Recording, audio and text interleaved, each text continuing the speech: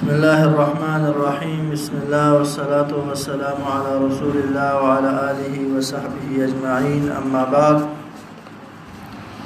قال النبي صلى الله عليه وسلم: ما يزال جبريل عليه الصلاة والسلام يوصيني بالجار حتى ظننت أنه سيورثه. رمضان المبارک کے ان بابرکت گھڑیوں میں ہمارے ذمے جہاں پر عبادات ہیں، ریاضتیں ہیں، دعائیں ہیں، وہاں پر ہمیں تربیت کے بارے میں بھی بہت خصوصی اہتمام کرنا ہے۔ تربیت کے نقطوں میں سے آج جس کا انتخاب کیا ہے وہ ہے دین اسلام میں شریعت رسول اللہ صلی اللہ علیہ وسلم میں پڑوسیوں کے حقوق کا انتہائی خیال رکھنا۔ انسان کو تا حیات جس کا ساتھ حاصل رہتا ہے وہ اس کا پڑوسی ہوتا ہے۔ ہم میں سے ہر بندہ ذرا اپنے زندگی پر غور کرے، جو سب سے زیادہ انسان کا تا حیات ساتھ رہتا ہے وہ اس کا پڑوسی ہوتا ہے۔ حقیقت بھی یہی ہے، کیونکہ عزیز و قارب، بہن بھائی، رشتہ دار وہ کبھی کبھار انسان سے ملنے آتے ہیں۔ وہ کبھی کبھار کسی پروگرام پر، کسی پارٹی پر، کسی دعوت پر، کسی غمی پر، کسی خوشی پر انسان کے ساتھ ملنے آتے ہیں، لیکن پڑوسی کا ساتھ وہ اتنا ہے کہ روزانہ میل جول رہتا ہے، روزانہ آپ کا آمنا سامنا میل جول رہتا ہے۔ اسی لیے شریعت اسلامیہ نے اس کی بڑی اہمیت بیان کی ہے، جیسے کہ حدیث آپ کے سامنے بیان کیا۔ رسول اللہ صلی اللہ علیہ وسلم نے فرمایا: جبریل مجھے پڑوسی کے ساتھ حسن سلوک کا مسلسل وصیت کرتے رہے۔ ما زال جبریل یوصینی بالجار، مسلسل مجھے پڑوسی کے ساتھ حسن سلوک کا وصیت کرتے رہے جبریل، حتی ظننت انہ سیورثہ، یہاں تک کہ مجھے یہ گمان ہونے لگا کہ کہیں پڑوسی کو وراثت میں شریک نہ کر دے۔ اتنا مجھے بار بار جبریل امین وصیت کرتے تھے۔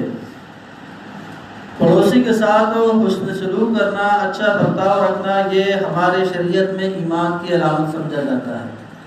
جس بندے کے اندر دیکھنا ہو کہ اس کا ایمان ٹھیک ہے یا نہیں، تو اس کی علامت ہے، اللہ کے نبی صلی اللہ علیہ وسلم نے فرمایا: من کان یؤمن باللہ والیوم الآخر فلیحسن الی جارہ، جو شخص اللہ پر اور آخرت پر ایمان رکھتا ہو اسے چاہیے کہ وہ اپنے پڑوسی کے ساتھ حسن سلوک سے پیش آئے۔ ایمان کی علامت ہے، ہم میں سے ہر بندہ اپنا اپنا ایمان اس عمل کے نتیجے میں، اس عمل کے زمرے میں چیک کر سکتا ہے۔ اور اللہ کے نبی نے بڑے صراحت کے ساتھ صاف الفاظ میں فرمایا اس شخص کا ایمان کامل ہی نہیں ہے۔ 3 دفعہ فرمایا۔ حضرت ابو شریح الکعبی رضی اللہ تعالیٰ عنہ سے روایت فرماتے ہیں، اللہ کے نبی نے فرمایا: واللہ لا یؤمنون، واللہ لا یؤمنون، واللہ لا یؤمنون، 3 دفعہ کہا۔ اللہ کی قسم وہ شخص مومن نہیں ہو سکتا، اللہ کی قسم وہ شخص مومن نہیں ہے، اللہ کی قسم وہ شخص مومن نہیں ہے۔ یہ الفاظ جب 3 دفعہ دہرائے تو صحابہ نے پوچھا: اللہ کے نبی، من یا رسول اللہ صلی اللہ علیہ وسلم، کون؟ تو آپ نے فرمایا: الجار لا یأمن جارہ بوائقہ، جس کا پڑوسی اس کے تکلیف سے محفوظ نہ ہو ایسا شخص مومن نہیں ہو سکتا۔ ہمیں تو معمولی سی بات لگ رہی ہے، لیکن شریعت میں اس کو اتنا بڑا درجہ دیا گیا کہ اس شخص کا کیا ہے، ایمان کامل ہی نہیں ہے۔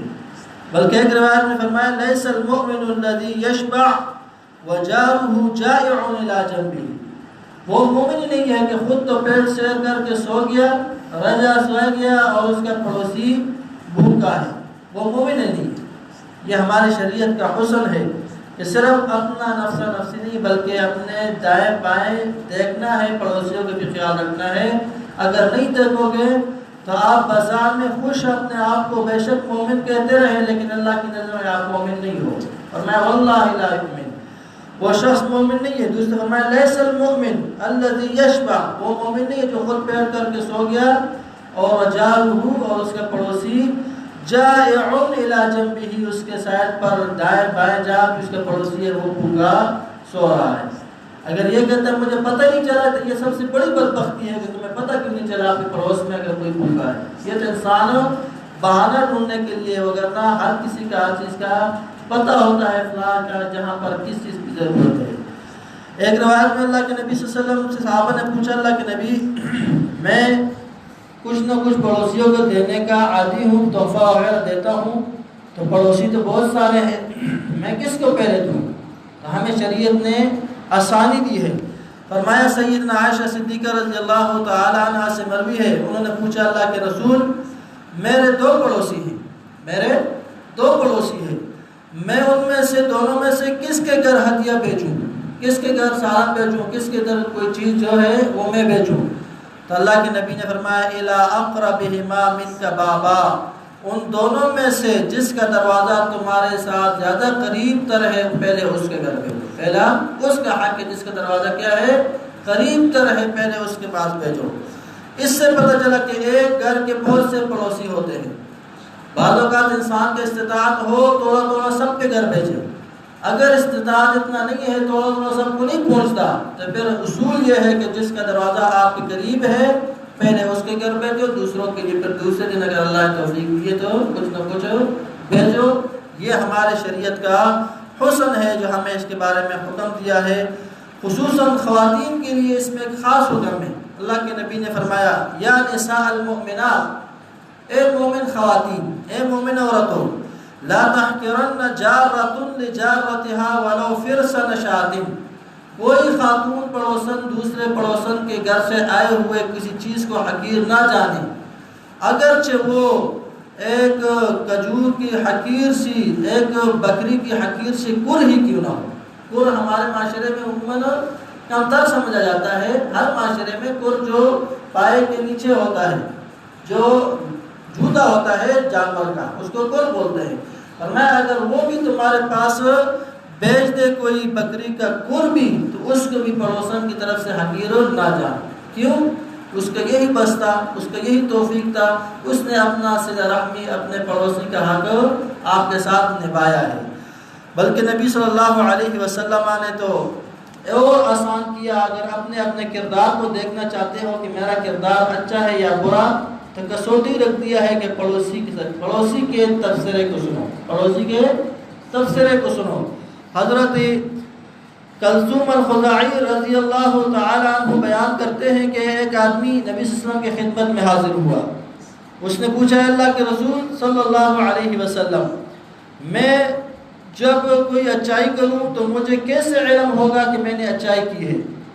تو نبی صلی اللہ علیہ وسلم نے اسے جواب دینے سے پہلے اس نے دوسرا سوال یہ بھی کیا، اور میں جب کوئی برائی کروں تو مجھے کیسے علم ہوگا کہ میں نے برائی کی ہے؟ یہ سوال دیکھیں، یہ ہمیں بھی فکر ہونی چاہیے کہ مجھے کب پتہ چلے گا کہ میری یہ نیکی ہے اور کب پتہ چلے گا یہ میری کیا ہے برائی ہے۔ تو اللہ کے نبی نے اس سے فرمایا اذا قال جیرانک قد احسنت فقد احسنت واذا قال قد اسأت فقد اسأت، جب تیرے پڑوسی کا تبصرہ تیرے بارے میں یہ ہو کہ تو نے اچھا کیا ہے تو سمجھو کہ واقعی آپ اچھا کیا ہے، اگر پڑوسی کا تبصرہ آپ کے بارے میں یہ ہے کہ نہیں آپ نے برا کیا تو سمجھو کہ آپ نے کیا کیا ہے برا کیا ہے، کیونکہ سب سے زیادہ ساتھ انسان کا پڑوسی کے ساتھ ہوتا ہے۔ بلکہ ایک حدیث میں تو اللہ کے نبی صلی اللہ علیہ وسلم نے برے پڑوسی کا انجام بیان کیا ہے، اور اس سے ہمیں ڈرنا چاہیے، خصوصاً ہم جیسے بہت سارے عبادات اور ریاضتوں کے دعوے داروں کو۔ اگر ہمارا معاملہ اس طرح ہے تو اللہ کے نبی نے فرمایا، سیدنا ابو ہریرہ رضی اللہ تعالیٰ عنہ بیان کرتے ہیں کہ ایک آدمی نے عرض کیا اللہ کے رسول فلاں عورت ہے، اس کے بارے میں مشہور ہے کہ وہ راتوں کو بہت زیادہ نمازیں پڑھتی ہے، دن کو بہت زیادہ روزے رکھتی ہے، صدقات و خیرات کرتی ہے، لیکن اس کے ساتھ ساتھ وہ زبان اور اخلاق کی بہت بری ہے، بہت گندی زبان ہے، بہت برا اخلاق ہے اس کا۔ تو اللہ کے نبی نے کیا فرمایا؟ کوئی بات نہیں فرمایا ہی فی النار، اتنے زیادہ نمازوں کے باوجود، اتنے زیادہ روزوں کے باوجود وہ جہنم میں ہے۔ پھر اللہ کے نبی صلی اللہ علیہ وسلم سے پوچھا کہ اللہ کے نبی ایک خاتون ہے، وہ اتنی زیادہ نمازیں نہیں پڑھتی، بس فرض نمازیں پڑھتی ہے، باقی جتنا توفیق ہوا اتنا پڑھتی ہے، اور فرض روزے رکھتی ہے جتنا توفیق اور نیکیاں کرتی ہے، لیکن اس کے بارے میں ایک بات مشہور ہے کہ وہ اخلاق کی انتہائی نرم اور زبان کی بہت زیادہ اچھی ہے۔ تو اللہ کے نبی صلی اللہ علیہ وسلم نے کیا فرمایا؟ ہی فی الجنہ، بے شک نمازیں زیادہ نہ ہو، بے شک روزے زیادہ نہ ہو، لیکن اگر اخلاق کے پڑوسی اس سے خوش ہے تو سمجھو کہ وہ کیا ہے؟ اللہ کے نبی کی زبانی ہی فی الجنہ، وہ جنتی ہے۔ یہ مسند احمد کی روایت ہے۔ ان تمام تر حدیثوں کا خلاصہ کیا ہے کہ یہ تربیت کا مہینہ ہے، ہمیں اپنے اپنے انا پہ قابو رکھنا ہے۔ مسائل ہو جاتے ہیں، ہر جگہ ہو جاتے ہیں، انسان کمزور ہے، لیکن اس کا مطلب یہ نہیں کہ ہم اس کو ایشو بنا کر اتنے بڑے خیر سے اپنے آپ کو محروم کریں، ایمان کی گواہی سے اپنے آپ کو محروم کریں، اچائی کی گواہی سے اپنے آپ کو محروم کریں، جبریل کے وہ بار بار مسلسل وصیت سے اپنے آپ کو محروم کرے۔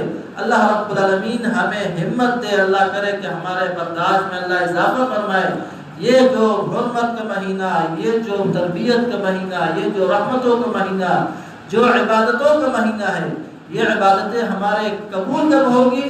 جب اس کے پیچھے وحدت کا، اس کے پیچھے الفت کا، مودت کا، اس کے پیچھے ایک دوسرے کو معاف کرنے کا، برداشت کرنے کا، اس کے پیچھے صبر کرنے کا جب وہ سپورٹ ہوگا، یہ تمام تر عبادتیں انشاءاللہ قبول ہوگی۔ بظاہر ہماری عبادتیں بہت کمزور ہیں، لیکن اس کے پیچھے اگر یہ ہمارا آپس میں پیار، محبت اور صبر ہو تو یہ انشاءاللہ قبول ہوگی۔ اگر عبادتیں بھی ٹوٹی پھوٹی اور اس کے ساتھ ساتھ دل میں کینہ، نفرت، بغض، حسد بھی ہو تو پیچھے آپ نے روایت پچھلے درس میں سن چکا ہے کہ اللہ کے نبی نے فرمایا ہر صفات سے مراد کو اعمال پیش ہوتے ہیں، سب کو اللہ رب العالمین معافی کے کرم پہ رکھ دیتے، سوائے ایک بندہ وہ جس کے دوسرے بھائی کے دل میں کیا ہو؟ شحنہ ہو، بہت زیادہ اختلاف اور نفرت ہو، تو بے شک وہ دن رات کھڑا رہے، ایک پاؤں پہ کھڑا رہے، ایک پان پہ کھڑا رہے، تلاوت کرتا رہے، اگر دل میں نفرتیں، محبتیں نہیں ہے تو فرمایا اس کی بات قبول نہیں ہے۔ یہ چیز خصوصاً پڑوس میں خیال رکھنی ہے۔ اللہ رب العالمین کرے کہ ہمیں یہ تربیت کا نقطہ سمجھ آئے، کہنے والے کو، سننے والوں کو اس پر عمل کرنے کی توفیق عطا فرمائے۔ وصلی اللہ علی نبینا محمد وعلی آلہ وصحبہ اجمعین برحمتک یا ارحم الراحمین۔